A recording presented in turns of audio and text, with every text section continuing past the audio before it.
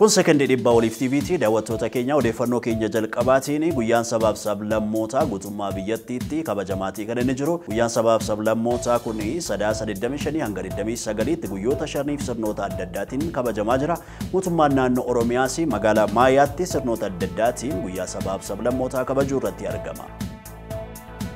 Somaliland erga nakkoon nageenyaa naannoo galaana diimaatti mudateetiin asitti eegumsa daangaarraa cimsitee akka jirtu himteeti kan isheen jirtu.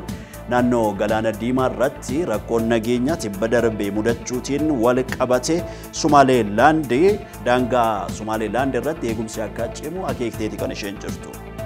Odeeffannoo keenyatti aanutiin ayyaanni Iida Shawaalaa UNESCO irratti galmaa'uunsaa himameeti kan inni jiru.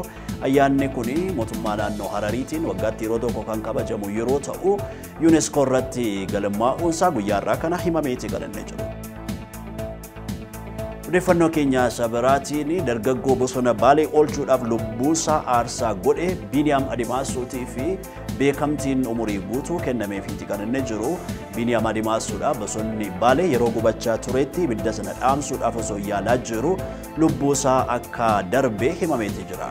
Odeeffannoo keenya isa biraatiin ammoo Israa'el galaanatti jal'isuudhaan Hamaasiin bal'eessuudhaaf akka jirtu himameeti kan inni jiru. Barruun Wall Street akka himee jirutti Israa'el garee Hamaasii fi warra ishee deeggaranii galaanatti jal'isuudhaan iddoo isaan dhokatanii jiran lafa jalatti isaan bal'eessuudhaaf akka jirtu dhaadhateeti kan isheen jirtu. Odeeffannoon keenyas kanuma Daani'el Tasfaayiiti.